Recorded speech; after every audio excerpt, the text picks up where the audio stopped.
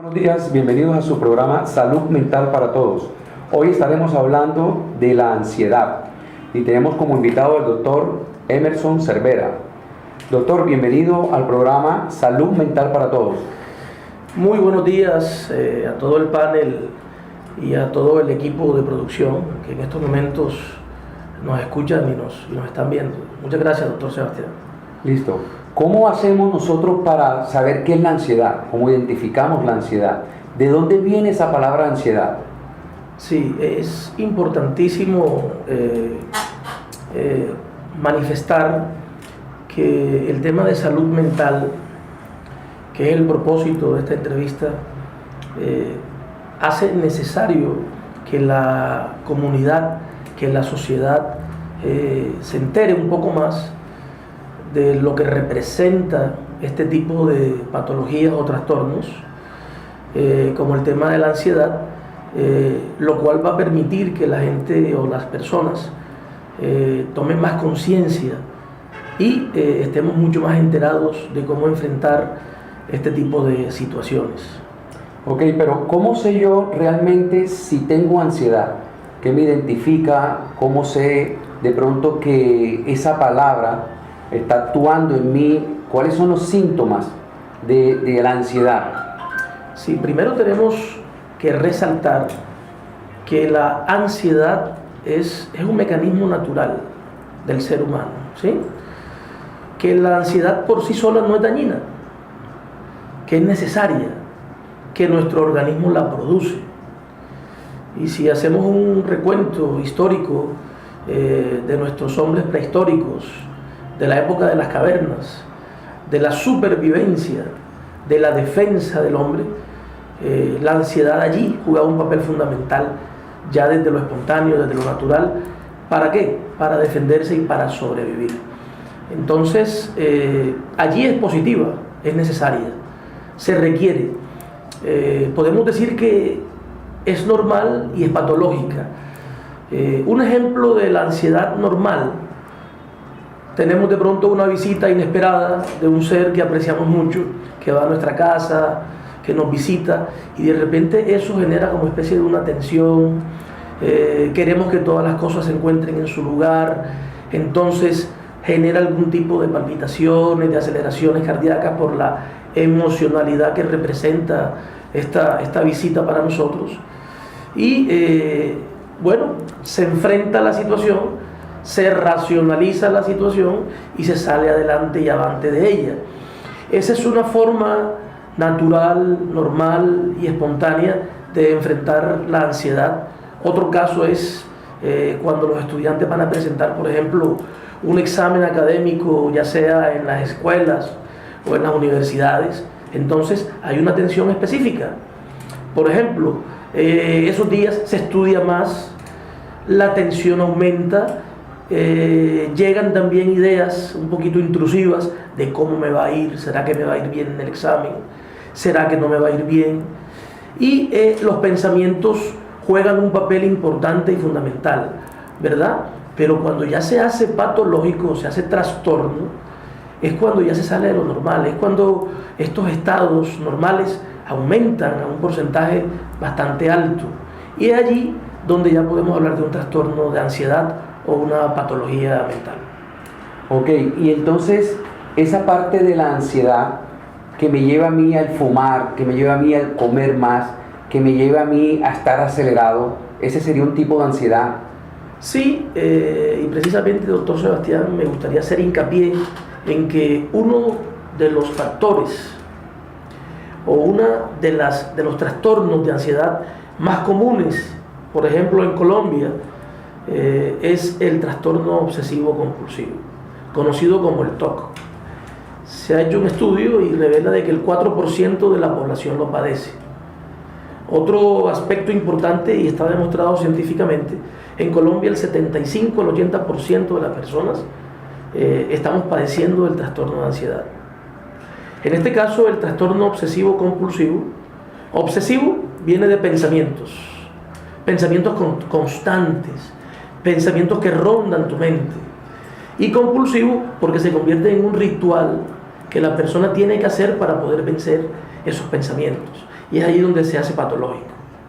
Ok, teniendo en cuenta que la ansiedad son pensamientos anticipatorios de cosas que no han sucedido, pero nuestro cerebro los toma como reales, esos síntomas que se presentan dentro de la ansiedad como sudoración, palpitaciones, mareos, agitación, muchas veces personas o alumnos nos comentan, es que estoy pasando, me está pasando, y van donde el médico y le dicen, no, eso no es una simple ansiedad, sí hay que tenerle mucho cuidado a esto.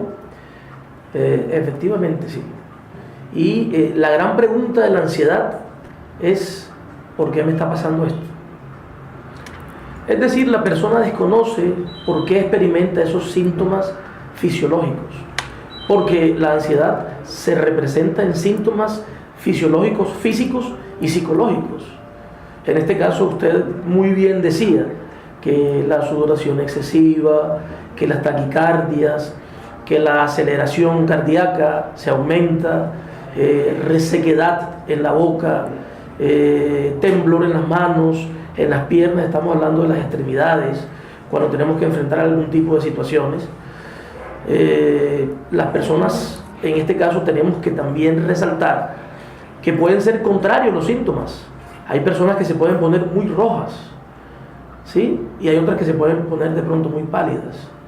Entonces, no podemos, digamos, tener como claro los síntomas. Simple y llanamente podemos considerar que cada persona experimenta unas manifestaciones fisiológicas distintas a otras, pero hay unas bases que ahí están determinadas científicamente.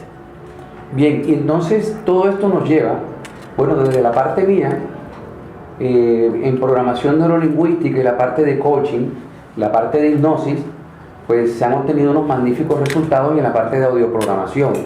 Pero ¿cómo puedo yo aprender de la parte de la psicología clínica qué tips o qué herramientas nos regala usted para poder manejar la ansiedad? Sí, primero es fundamental que la psicoterapia haga parte o tome parte de estas manifestaciones. En la psicoterapia tenemos que resaltar que identificando el paciente cuál es el origen real que tiene con esos pensamientos intrusivos, compulsivos, le van a permitir, por medio de la misma psicoterapia, encontrar recursos que le permitan poder afrontarla, que le permitan poder mirarlas y no tenerle temor a la ansiedad, porque hay que destacar que la ansiedad también produce mucho miedo, ¿no? El miedo hace parte de la ansiedad y también se generan algún tipo de ataques de pánico o trastorno de pánico en la persona. Estamos hablando de miedos ante una situación que ya la persona la ha vivido, la ha experimentado, o quizás mucho más cuando de pronto no ha experimentado esa situación. Bien, que estudian bien, que están desarrollando técnicas inclusive de la parte de aprendizaje, de estudio, y cuando ya van a presentar esa prueba les entra tanta ansiedad que es como me comentan, doctor, es que se me olvida todo. Sí, pero si estudiaste, te preparaste, sabes las cosas como deben de ser, ¿por qué en ese momento de verdad me bloqueo? Primero tiene que ver por el miedo, los temores, por la falta de control y manejo de las emociones. Y vale la pena resaltar que la historia de vida aquí juega un papel importante. Esto en psicoterapia es fundamental, conocer la historia del paciente, de saber qué tipo de familia tenía, si le generaron seguridades o inseguridades, si tiene buena autoestima, si de pronto vivió algún tipo de trauma infantil que le impida de pronto desarrollar esas actividades. En la psicoterapia, precisamente por medio del discurso del paciente, podemos encontrar muchas verdades. Ok, y en el caso, porque son muchos tipos, ya en el caso del trabajo como tal, una persona preparada, una persona con las herramientas, una persona con sus equipos, pero resulta que a la hora también de dar resultados, le entra esa ansiedad antes de, tengo que entregar un trabajo para el día martes, y me entra la ansiedad desde ahora y termino enfermándome. Ya hemos visto muchos casos. ¿Qué se puede o qué consejos se le dan a esas personas que trabajan o que están en esa empresa y que se llenan de tanta ansiedad, inclusive antes de dar un resultado? Sí, precisamente esa es una de las circunstancias importantes a trabajar con el paciente. Es decir, que identifique cuál es su temor, cuál es su miedo, y luego entonces establecer un plan o un programa de reprogramación mental positiva. Es decir, normalmente el ansioso crea ideas y pensamientos negativos, producto de su creación, de sus creaciones mentales, de sus co-creaciones, que no son de él, sino que son de otras personas. Entonces, aquí básicamente en este programa de salud mental es enseñarle a la persona que tenga una identidad, que le permita conocerse a sí mismo. Ok, dijo una palabra muy importante, reprogramación. Y una de las partes en las que yo trabajo es la parte de programación neurolingüística.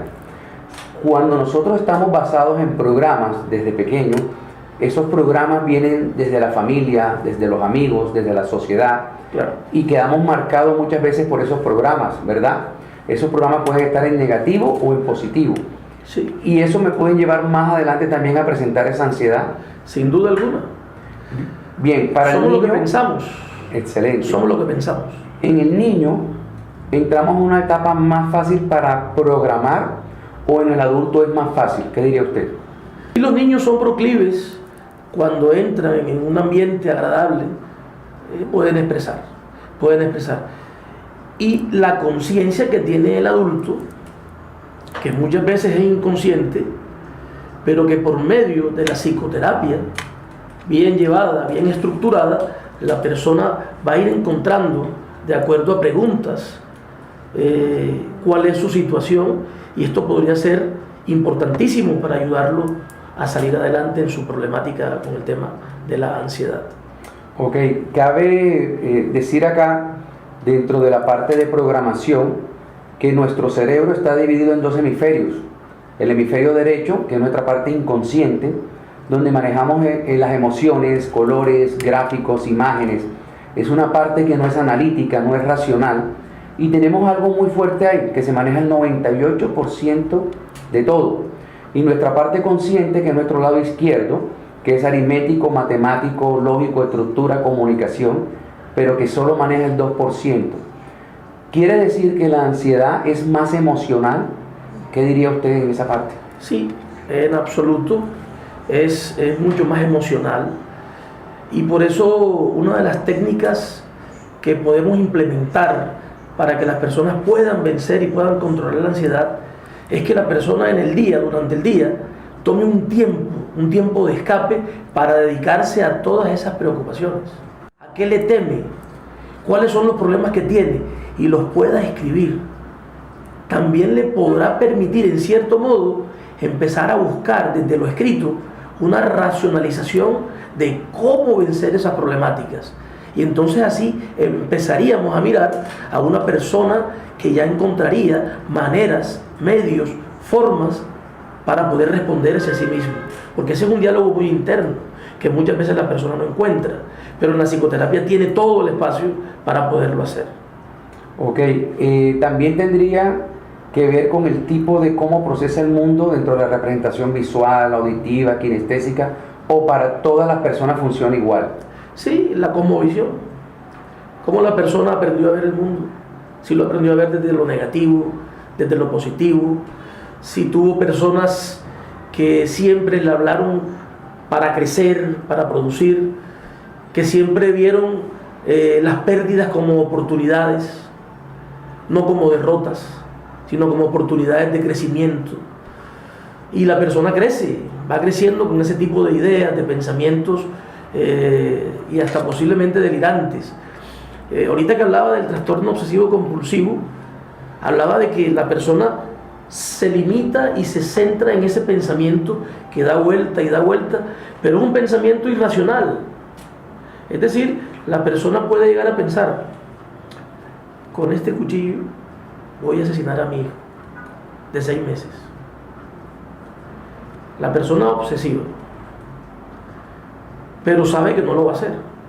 Le entra esa idea, y entonces viene y hace lo siguiente: va al frente, lleva al niño a la vecina y va a su casa, y entonces coge todos los cuchillos o todo lo que tenga que ver con objetos cortopunzantes y los esconde. Esto es lo compulsivo. Lo obsesivo es el pensamiento de que, ¿qué sería si yo asesinara a mi hijo? Cosa que no va a hacer porque es irracional. De pronto, con todo el respeto, podría ser hasta un pensamiento un poco tonto. No lo va a hacer. Mientras que el delirante, que tiene una base clínica esquizofrénica, lo piensa y lo cree. Y dice, es verdad, y puede hacerlo. O se lo cree. Por ejemplo, el vecino de enfrente me quiere asesinar. Y arma toda una idea y piensa todo el momento que el vecino de enfrente lo va a asesinar. El vecino va a saludarlo y él le huye al vecino. Entonces va, llama a la policía, le dice a la policía que el vecino de enfrente lo quiere asesinar. Entonces va la policía a la casa del vecino, hacen una inspección y revisan que el señor ni siquiera tiene armas, ni siquiera tiene salvoconducto. Entonces, ¿qué sucede? Que le dijeron, mire, el señor ni siquiera tiene salvoconducto, pero en su idea delirante, que piensa el esquizofrénico, el arma que tiene esa persona es invisible y me va a matar con el arma invisible. Miren la diferencia de lo que es obsesivo y de lo que es delirante. Y este es, como decía, el trastorno más común que podemos evidenciar, como por ejemplo el tema de la higiene. Personas que se lavan las manos, si saludan a cada persona, todo el tiempo van a lavarse las manos porque piensan que van a adquirir una enfermedad, por ejemplo. Se sale de la mano porque es una idea delirante, pero es obsesiva. Y es compulsiva. ¿Qué es lo compulsivo? La acción, el hecho de lavarse las manos cada vez que alguien nos saluda. Como yo saludarte ahora, te doy la mano y al ratico tengo que ir entonces a lavarme las manos porque me vas a pegar algún virus que se presenta en el ambiente. Entonces, sí requiere de atención. Hablar de ansiedad se ha convertido ya prácticamente, estoy ansioso. La gente habla de ansiedad como hablar de cualquier cosa. Hay muchas maneras. La relajación, por ejemplo. Hacer deporte, por ejemplo. Okay. Como es sintomatología física lo que manifiesta la ansiedad, ¿qué se requiere? Que la persona haga aeróbicos, camine al aire libre, que vaya al gimnasio, que haga spinning, que camine, que haga actividades físicas, y eso le van a permitir relajarse mucho más, y en el cerebro se segregan unas sustancias que se llaman endorfinas, que ayudan precisamente a la persona a mantenerla mucho más tranquila. Eso ayuda mucho a bajar los niveles de ansiedad. Ok, como el cerebro muchas veces se lo cree todo, nuestros 4 estados mentales son ideas, palabras, creencias y convicción. El que fuma, o es adicto al cigarrillo, cree que fumando y fumando y fumando está eliminando la ansiedad. Y si ustedes hacen un estudio entre todo lo que está pasando hoy en día en la sociedad, el que fumó o empezó a fumar con uno, hoy en día está fumando 3, 4, 5, 6 cigarrillos. El que empezó de pronto con una manzana que dijo que le eliminaba la ansiedad, ya hoy se está comiendo 4, 5, 6 manzanas. Y cabe la pregunta acá, ¿será posible programar el cerebro que con una sola manzana él corte o elimine esa ansiedad, la controle o la bloquee? ¿O qué pasa en nuestro cerebro cuando tiende a comer más o a fumar más? Sí, primero, eso es interesante lo que hablabas del cerebro, ¿no? El cerebro identifica 2 situaciones muy claras. El cerebro está hecho para aprender y para sentir placer. Cuando una conducta es aprendida, el cerebro siempre la va a asociar con algo. Y si la conducta se vuelve repetitiva, se vuelve un hábito. Entonces, va a ser mucho más difícil salir de ella. Con el tema de la drogadicción sucede algo similar. Pero en este caso de la ansiedad, la persona se queda con ciertos estados de placer que vive, que aprendió y que las vuelve obsesivas o las puede volver compulsivas al mismo tiempo. Claro que sí. Ok, eso quiere decir de que la persona que de pronto comenzó tomando un trago o con un cigarrillo, ese placer las lleva a eliminar angustia, dolor, ese sufrimiento. Estamos hablando de la parte inconsciente. Claro. Y a través de la repetición creó un hábito. El hábito puede ser positivo o negativo. Y muchas veces cuando le pregunto a las personas en el consultorio, ¿qué te llevó a fumar? Dicen, no, lo que pasa es que cada vez que fumo me siento tranquilo. Y a los 5 o 10 minutos, no, se me dispara la ansiedad. Entonces nos damos cuenta de que es de momento, pero es una parte inconsciente, porque es emocional. Y lo que vemos es que lo lleva de 1 a 2, a 3, a 4 y hasta una caja de cigarrillos. Hoy en día pues salieron inclusive los nuevos cigarrillos estos, Viper, sí, se pronuncia así. Los he escuchado. Y siguen lo mismo, entonces pasa todo el día echando el humo, ya con aroma a limón, con aroma, pero la ansiedad es la misma, o sea, controlas, pero a los 5 o 10 minutos vuelves otra vez y disparas la ansiedad. Recuerden que es un ciclo repetitivo. Entonces, ¿qué consejos nos daría usted para vencer esa ansiedad? Para bloquearla, para decir, ¿cómo puedo en este momento enseñarle a mi cerebro que puedo eliminar algo como el cigarrillo, como el tomar, como el comer, y reemplazarlo por algo, y de igual forma puede funcionar de una manera más positiva? Que se deben trabajar con el paciente. Se debe convertir en una tarea fundamental, en un ejercicio diario. Por eso la gente no va a psicoterapia muchas veces, porque la gente no quiere trabajar en sí misma. Pero aquí la persona que quiere lo puede lograr. O sea, soluciones hay muchas. Las técnicas de relajación, practicar yoga, hacer deporte, esta metodología de parar el pensamiento, decir stop, ya basta, no lo voy a hacer, y entonces creérselo, y por medio de programas mentales positivos se pueden conseguir muchas cosas. Pero tenemos que empezar por el inicio, que la persona quiera, desee, que el deseo es algo fundamental, superar el trastorno de la ansiedad. Se pueden lograr muchas cosas. Estamos compuestos por muchas áreas, y en cualquier área puedo tener ansiedad. Nuestras áreas están conformadas en nuestra parte espiritual, personal, económica, profesional, familiar, física, ocio, salud. Y de pronto yo en la espiritual puedo estar muy bien, y resulta que en la parte económica disparo ansiedad. Resulta que en la parte económica puedo estar muy bien, puedo estar excelente, pero resulta que en lo espiritual no lo estoy, o en lo familiar no lo estoy porque mis hijos X o Y motivo me generan ansiedad, o en la casa generan ansiedad, o los recibos que están por venir. Claro. Entonces yo creo que uno de los secretos más grandes en la parte de la ansiedad es buscar ese equilibrio entre cada una de esas áreas, estar equilibrado, tener estados congruentes. Recuerde que un estado congruente es pensar, hablar o decir y actuar dentro de lo que realmente se quiere. Así es.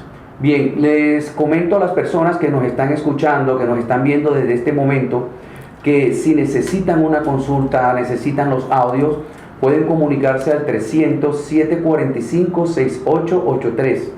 Mi nombre es Sebastián Charris, pues voy a ser el director del programa, voy a estar con ustedes en todos estos programas, y pues soy invitado muy especial, especialísimo, el doctor Emerson Cervera.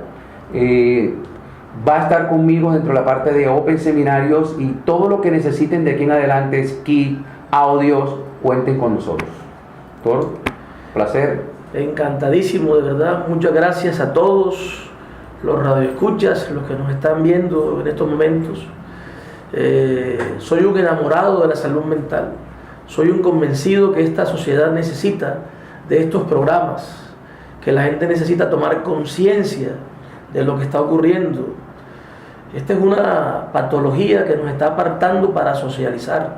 Hay muchos temas por hablar sobre el tema de la ansiedad, pero me parece que esta primera impresión que hemos tenido va a ser fundamental como base para continuar en este proceso. Y solo me queda decirle a todas las personas que nos escuchan que nos sigan viendo, que nos sigan escuchando, porque podemos sacar adelante a nuestra familia y también particularmente a nosotros mismos como padres de familia y personas sociales. Muchas gracias por aceptar esta invitación. Doctor Sebastián Charris, encantadísimo, de verdad, verlo y tratar con ustedes todos estos temas. Nos vemos el lunes, con el favor de Dios. Muchas gracias. En otra emisión del programa Salud Mental para Todos.